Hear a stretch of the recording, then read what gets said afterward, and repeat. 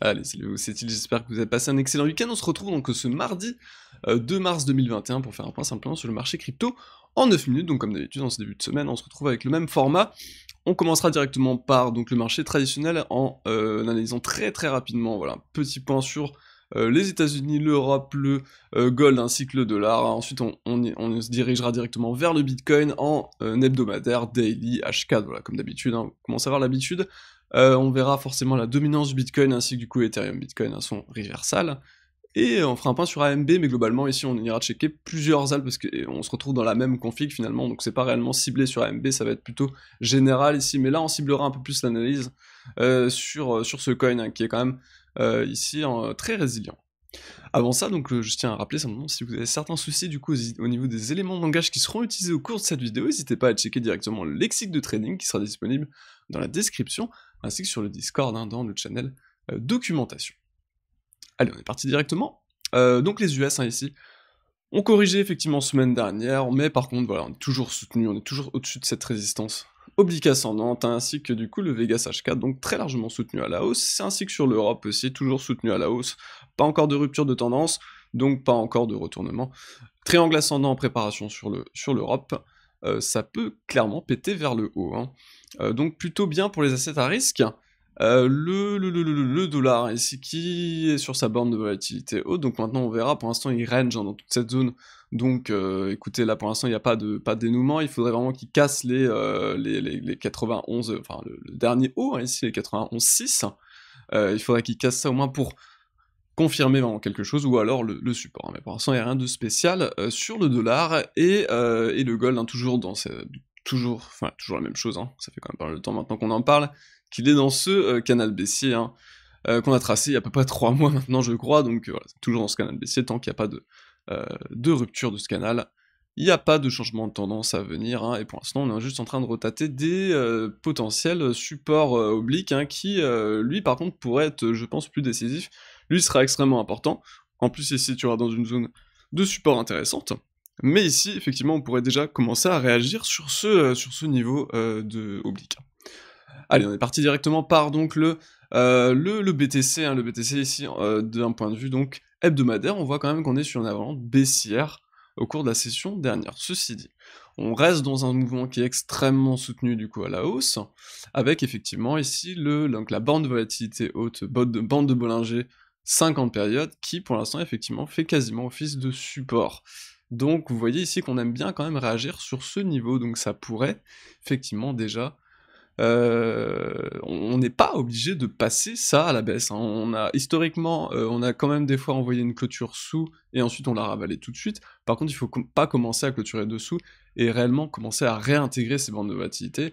Là, clairement, on changera de dynamique, et il faudra attendre une recompression avant de re-exploser. Par contre, là, ça passe par très souvent, ça passe par un bear market, donc on voudrait voir cette bande de volatilité haute, tenue, c'est-à-dire en cours de clôture, hein, pour justement pouvoir soutenir cette tendance, qui est vraiment une tendance qui est extrêmement jolie, mais on a quand même effectivement cette petite divergence baissière hein, qui apparaît sur le momentum, hein, quand même. Il faut quand même en être conscient. En 3 jours, elle est un peu plus visible hein, ici, donc là tous les mouvements ici étaient relativement propres et corrélés, donc le momentum et les volumes en plus, hein, si on peut afficher aussi les volumes, c'est la même chose, donc on donne les mêmes types d'informations, avec à chaque fois des volumes qui sont croissants, avec un momentum qui lui par contre est croissant aussi, qui fait des hauts, et par contre ici, voilà, effectivement, perte de volume, hein, depuis les hauts ici, perte de momentum aussi, sur ce niveau, donc effectivement, là, c'est un peu plus compliqué, on va tirer, si on continue à la hausse, hein, on tirera simplement à la double divergence, ou alors on invalidera tout ça, et on partira en rocket mode, hein, étant donné que dès qu'on invalide un setup divergent, derrière c'est une parabole qui se déclenche, hein, quasiment tout le temps, c'est quasiment toujours comme ça. Donc effectivement, gestion du risque a eu lieu de ma part sur ces niveaux, mais là pour l'instant, voilà, on est toujours soutenu par ce Vegas H4 qui tient, ainsi qu'une bull trend, donc on en avait parlé effectivement au cours de la dernière vidéo, donc ça tient. Pour l'instant ça tient, écoutez, donc pour l'instant, factuellement, pas de retournement de tendance à venir, là on parle d'anticipation, donc, mais pour l'instant, factuellement, ici il n'y a pas de retournement clair de la tendance, donc maintenant il va falloir réellement lâcher par exemple les bas hein, ici qui ont été posés à 43 000. D'un point de vue daily, ici, on n'a toujours pas de divergence cachée, par contre, haussière, donc pas une grosse conviction pour qu'on puisse se repartir et remettre des plus hauts. C'est un peu le problème. Parce que du coup, en face, on a quand même de la divergence baissière, donc derrière, on devrait, pour annuler ça au moins à minima, il nous faudrait au moins de la divergence bullish, cachée, qui puisse derrière contrecarrer ces divergences, et au moins venir donner un potentiel sur le momentum qui sera relativement intéressant. Là, pour l'instant, c'est pas le cas. Alors, au niveau du H4 ici, on est effectivement sur le point pivot de la semaine, donc on va voir ce que ça donnera. On l'a anticipé, on est venu quasiment direct dessus dès qu'on l'a imprimé, donc pour l'instant, il n'y a rien, pour l'instant on est dessus, on sait pas réellement si on est au-dessus ou en dessous, on est peut-être potentiellement plutôt résistant en l'état, mais pas encore réellement de décision prise au cours de la semaine. Pour l'instant, on voit qu'on réagit dans ce Vegas, donc je tendrais quand même plutôt ici à court terme pour plus de hausse, finalement, étant donné qu'on réagit sur un niveau de suivi de tendance H4 et qu'on casse effectivement une sorte de petite structure ici en falling wedge qui du coup casse par le haut. Donc voilà, ça nous fait quand même quelques petits éléments qui pourraient nous dire qu'on pourrait quand même avoir plus d'os, mais ce qui m'embête, comme je vous dis, pour remettre des sommets, c'est qu'on n'a pas encore le momentum est favorable pour entreprendre un tel scénario. Et c'est relativement dommage, même si des fois on n'a pas forcément besoin d'avoir de divergence pour remettre des plus hauts. La tendance étant de base, de toute façon, très soutenue. La Bitcoin dominance ici toujours sous ce Vegas H4, on n'arrive pas à passer, et voilà, toujours au sein de ce range depuis maintenant plus d'un mois, donc honnêtement rien à dire à ce niveau-là. On va passer très très vite sur Ethereum Bitcoin qui ici par contre tient pour l'instant ce niveau, donc on avait parlé, cette bull trend ici qui pour moi est relativement propre, 1, 2, 3 points de contact, 4, 5, 6 avec le cours de clôture ici. Petit check en dessous, réintégration, accélération à la hausse. Elle me paraît bien, je la laisse encore. Elle me paraît toujours pas mal, effectivement, même si elle a été tronquée sur ces niveaux, elle me paraît quand même relativement propre, et on voit quand même qu'ici on met le cours de clôture exactement sur ce niveau. Donc voilà, je vais encore la laisser. Effectivement, si on commence par contre à ne plus la respecter à partir de ces niveaux-là, je vais commencer à l'effacer, étant donné qu'elle va commencer à être... Elle sera juste tronquée, et finalement, elle n'existera plus, ou elle n'existait déjà plus, on ne peut pas réellement le savoir, tant qu'on ne la respecte plus. Donc en l'état, problème relativement... c'est pas très sympa, ce qu'on voulait. Ce qu'on voulait, c'était une clôture sur ce niveau. Ce qui n'est pas le cas, effectivement, parce que maintenant, on a clôturé quand même à 0,03 quasiment, donc c'est pas très chouette.